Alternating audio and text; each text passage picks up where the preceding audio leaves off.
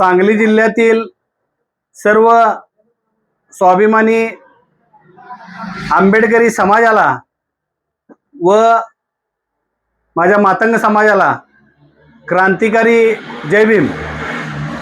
आज आपल्यासमोर मी जो विषय मांडणार आहे तो फार गांभीर्याने घेण्याची गरज आपल्या बौद्ध महार मातंग समाजाला घेण्याची वेळ आलेली आहे। याचं कारण असं की 2026च्या सांगली जिल्ह्यामध्ये होऊ घातलेल्या जिल्हा परिषद आणि पंचायत समितीच्या निवडणुकांमध्ये जे प्रस्थापित पक्ष आहेत ते सर्व प्रस्थापित पक्ष बौद्ध महार आणि मातंग समाजाला उमेदवारी कशी टाळता येईल किंवा या जातीचा उमेदवार न देता दुसऱ्या मागासवर्गीय समाजातील उमेदवार दिलेला आपल्याला सोयीस्कर ठरेल अशा पद्धतीची भूमिका घेतल्यामुळं या सांगली जिल्ह्यातील बौद्ध महार आणि मातंग समाजावर मोठ्या प्रमाणात अन्याय होण्याची चिन्ह मला दिसत आहेत।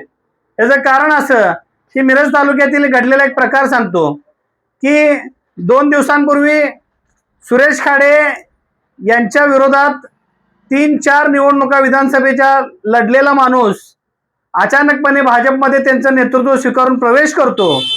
याचं कारण असं की बेडग जिल्हा परिषद गणातून त्यांना उमेदवारी कन्फर्म झाली असावी। तसेच आज आणि एका राष्ट्रवादी काँग्रेस पक्षातल्या पदाधिकाऱ्यानं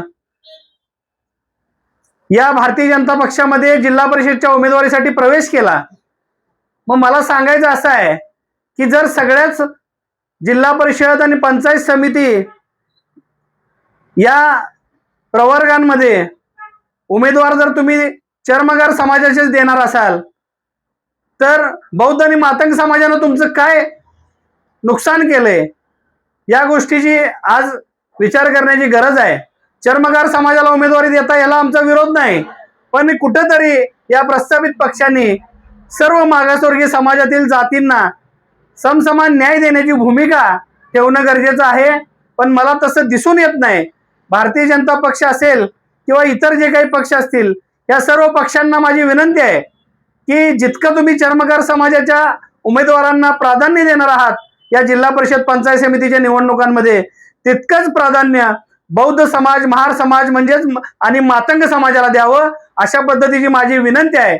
जर अशा पद्धतीचं चित्र दिसलं नाही आणि येणाऱ्या या जिल्हा परिषद पंचायत समितीच्या निवडणुकांमध्ये जर बौद्ध आणि मातंग आणि महार समाजाला जर डावलून फक्त चर्मगार समाजाला जर उमेदवारी देण्यात आल्या तर निश्चितपणानं जिल्हाभर मी या विरोधात या जे पक्ष आम्हाला डावलतील त्यांना मतदान करू नका, त्यांच्यावर बहिष्कार टाका अशा पद्धतीचे प्रबोधन आणि सर्व सांगली जिल्ह्यामध्ये सभा घेऊन सर्व आमच्या आंबेडकरी बौद्ध समाजाला, मातंग समाजाला आवाहन करणार आहे की या प्रस्थापित पक्षाने आपल्याला डावलले त्यामुळे आपण सुद्धा मतदानात यांना डावलून जे पक्ष आपल्याला संधी देतील त्या पक्षाच्या पाठीशी आपण ठाम उभं राहणं गरजेचं आहे।